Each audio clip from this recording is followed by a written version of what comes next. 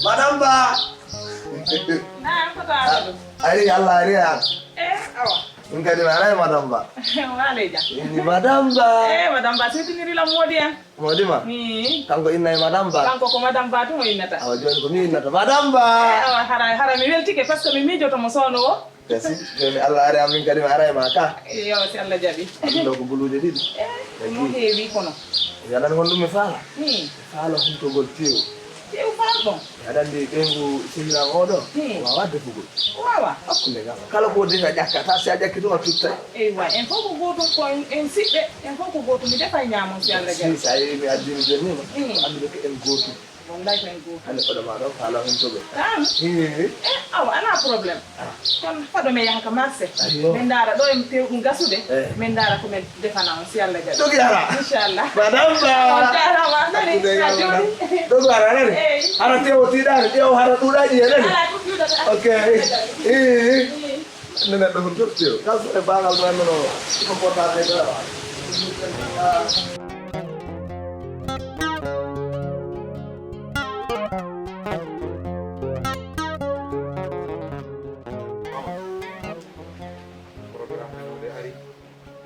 Awana ari kay o kay ko jotti ko bannoɗen ko ɗo répét mba yejjitani on ko jejjin on ko mi yejjitani a fota yejjidde noon Amadou hono mbayren wadde répét ala Amadou gila avance naati keɓi kewi tottumami hen nden poɗɗa wadde nden poɗɗa ndu programme o waɗa min ko mbanɗen répét on ko jaggumi hen komi neɗɗo tan ko jagguɗa hen jaggumi hen tan ko ayyuhannas ittaqullah gasi ɗum moƴƴi joni en ƴewata ko ɓeyden hen tan tawi ayyuhannas wiye ceerno onon juulɓe ittaqullah kule Allah kasi tan mbiyen pause mbaɗen pause garen follere lettre uji tottire après kadi ɓamtan mbaɗen duwaw inchallah ne raɓɓitta en ɓeyden hen tan en ƴewata ko ɓeyden tan yo duwa o juut so wi ceerno cakke juut duwa o yo juut gasi anani duwa mo janga hen alif lam mim zalikal kitab yaha dow tan mbasa dañde are gasi inchallah tan ha jamma gasa iyo gasi wala probléme joom suudu Mamadou o wayi ollo kadiat madame Ba i anda dasata seeɗa inde nde anda belɗa Mamadou ani ala mi ekkoto tan no noddirta woni no kadiatu eyyi ari ga ndeka ko neɗɗo moƴƴo noon ala o hono makko ala wala e goto probléme wala caɗele omo nangui koyngal makko kadiatu moƴƴo jonta mbaɗɗa e tampere aɗa selli no korko ka ana korko ka nanguma walla ko Mamadou miijotoɗa Kam miijomo moƴƴa de. aɗa miijomo de ko gonga ma. ndeysan ko noon Ɗon kay mino miijomo moƴƴa. neɗɗo so joom galle ma ɗannima miijomo Wallahi ko gonga. ɗum haɗanma wadde ko boni Wallahi a haali mo. yo Allah walle Amin. alhaji ma ɓuri ko duytatako Amadou sukka wayi eyyi joni kadiat min guila Mamadou yalti galle o ha hande yeehi Guiné yeehi safroyade mi yi aɗa tampiɗo Wallahi ko gonga. te ñande foof ka pawɗo barme Wallahi ko gonga. anani joni noon kam jiɗɗo Binta joom suudamo so defi balɗe ɗiɗi defa balɗe ɗiɗi poftoɗa mbasa fawde ñande foof min mbaɗa wawi tottirde dépense o anani ha Mamadou ar ha Mamadou waɗi ko moƴƴi ɗum no welalam. inchallah Ɗum no welalam ha moƴƴa. Mamadou ar Awa ha inchallah. Mamadou ar Ala probléme. joni hay ɗe temen nayyi ƴeew ko coɗɗa min kam min hay gosi mi añani gosek suukar mi añani Awa hara moƴƴi. an ala ko ganduɗa aɗa suusa en jaala hay mbuɗ o aɗa andi an ka ha sito o debbo ndeke ko mbiyata ɗo ɓiɗo yurmi o ko moƴƴo fof ndeke ka basguel tan aɗi ɓarade makko Amadou min mi ɓaggaki hay godde an ka naafi Allah waɗi seeɗi ka ɓaari on ruɓandu aɗa andi o wona dépasse temen waɗimo ni a tottani wona dépasse temen a tottanimo an naafigal ngal billahi Amadou an ka naafi aɗa furtamo ɗo gajo Allah jarama ko ke ko baro ya ko da baro yi do tewel gorko mun dandi joni yimɓe ha famodira hajuma e dokto ayan ka nafiga amad ko an woni bondo ɓerde binde ɓagga kay goto ka ɓaggiɗo ka amad gurnudom ala mo ronki asani min ɗo ay wurnde morma min tawɗa ko ɓiɗa foti ni gorko ko dari tan dobɗa nata e gallam puyɗe mbiɗa yirma gorko ma ala ɗo itta temedere nayi mbiya ni tokko ɗum dépasse ujunnaji aɗa min mi hulani dépasse amadou wallahi mi hulani dépasse woni ka ala ɗo penda mbiɗa ka defate hay dara heɓani ñande fof ñama tew morma mor désormais noon humtu hoorema amadou mira meeɗa humtudemi eyyi mira meeɗa humtudemi an gujjo min ka so yiɗi min so woni gujjo tohos gona mawɗo min gujjimi ko leɗɗa an gujjuɗa ko Allah saabu mbiɗa ko dayira taw hay para anda guila keɓɗa avance ɗeɗo sukaɓe rema hen guurɗe guila nden payitɗa ngabulon ma nana ngal joɗoy ka aɗa aɗa ɓaaro jelɗo dewel gorko muɗo ɗanni aɗa wawi ɗo henne no wafdu gorko ma ala ɗo ndeke temedere nayi ɗum kala paɗɗo hen kalandu ɗum gasi dewal ma nanda hay ndefu wawa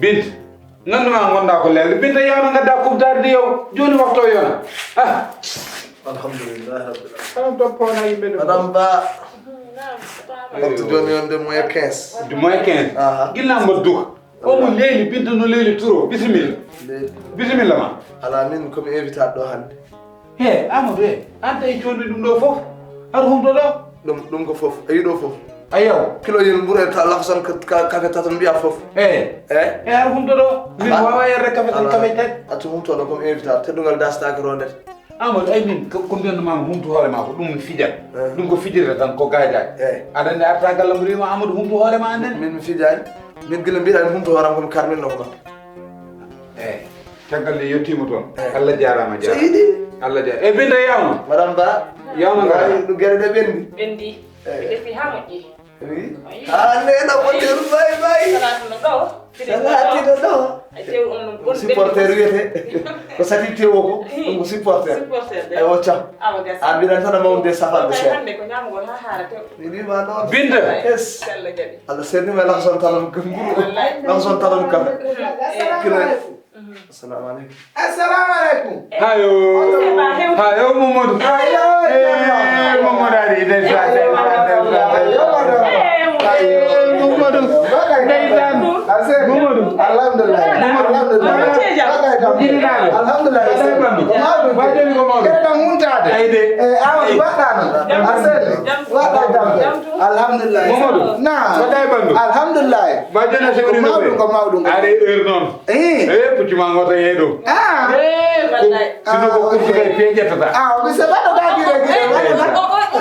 alhamdulillah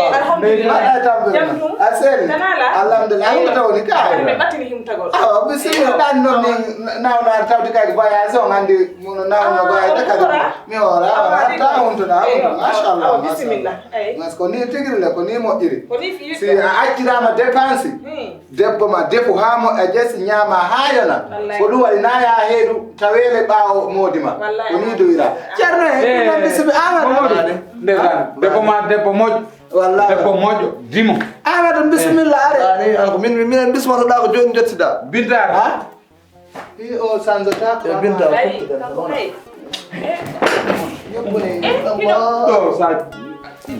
ko woni ala ko woni cerno ko woni o mandi ko wadi payfus